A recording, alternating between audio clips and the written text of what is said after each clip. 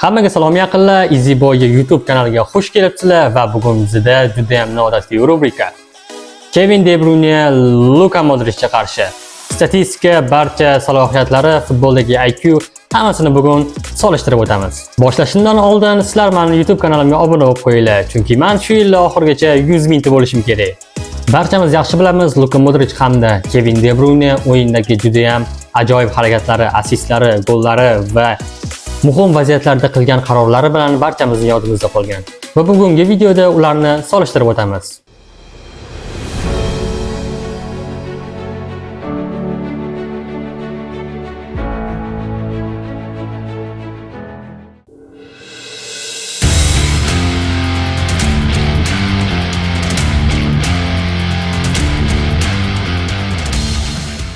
Ularni o'yiniga to'xtaladigan bo'lsak, Kevin De Bruyne jami 762 ta o'yinda maydonga tushgan. Luka Modrich esa o'yinlar soni 1030 ta. Hozircha hisob 1-0 Luka Modrich oldinda. Endi ularni gollariga to'xtaladigan bo'lsak, Kevin De Bruyne 186 ta gol urishga muvaffaq bo'lgan. Luka Modrich esa 117 ta. Hisob bizda 1-1. Endi esa yarim himoyachilarning eng asosiy ustuni bo'lgan assistlar. Kevin De Bruyne o'z hisobiga 313 ta assist yozdirib qo'ygan. Luka Modrich esa bu sonlar 151 tani tashkil qiladi. Bizda hisob 2-1, Kevin De Bruyne oldinda. Endi esa bu ikkala futbolchilarning gol plus assistlarini solishtirib o'tamiz. Kevin De Bruyne'da bu ko'rsatkich 0.66, Luka Modrich esa bu ko'rsatkich 0.128. Hisob 3-1. Endi esa navbat futbolchilarning shaxsiy sovrinlariga. Kevin De Bruyne'ning shaxsiy sovrinlari: Angliyaning mavsum o'yinchisi 1 dona, dunyoning eng yaxshi playmakeri 3 ta va hamda Bundesliganing yil o'yinchisi 1 ta. Jami shaxsiy sovrinlari 5 tani tashkil qiladi. Endi esa Luka Modrichga to'xtaladigan bo'lsak, hammamiz yaxshi taniymiz, Luka Modrich 2018-yilda prime darajasiga chiqqan va bir qator shaxsiy sovrinlarni qo'lga kiritgan. Oltin to'p 2018, Best FIFA 2018, yilning eng yaxshi erkak o'yinchisi, Chempionlar Ligasining eng yaxshi himoyachisi 2 ta, dunyoning eng yaxshi playmakeri 1 dona, UEFAning eng yaxshi o'yinchisi va hamda jahon chempionatining eng yaxshi o'yinchisi. Jami sovrinlar soni 6 ta. Bizda hisob 3-2. Nima deb o'ylaysizlar? Luka Modrich comeback qilishga harakat qilib ko'radimi yoki buning ilojisi yo'qmi? Fikringizni kommentariyada kutib qolaman. Navbat esa ularning jamoaviy sovrinlariga.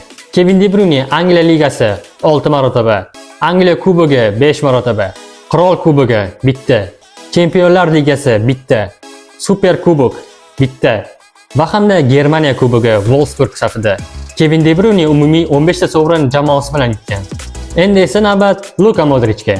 Luka Modrich Chempionlar Ligasini 6 marotaba yutgan, La Ligani 3 marotaba, Copa del Rey'ni 1 marotaba, klublar o'rtasidagi jahon chempionati 4 marotaba, Xorvatiya Ligasi 1 marotaba, Super Kubok 3 marotaba va umumiy Luka Modrich 18 sovrinni qayd etgan. Bizda hisob 3-3. Hisoblar tenglashdi. Bu statistikalar har bir futbolchining o'ziga xos o'yin uslubi va jamoasiga rolini aks ettiradi.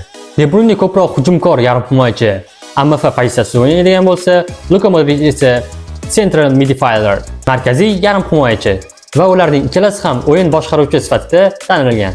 Va yakuniy xulosa Kevin De Bruyne. Kevin De Bruyne hujumda ko'proq samarali gol va assistlar soni yuqori, o'yinga to'g'ri keladigan golga hissa qo'shish bo'yicha ustunlikka ega.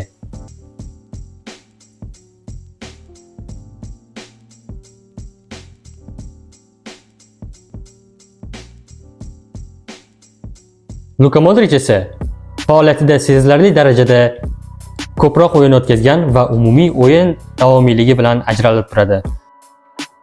Lekin statistik jihatdan Kevin De Bruyne'ga nisbatan hujumda kamroq natija ko'rsatgan.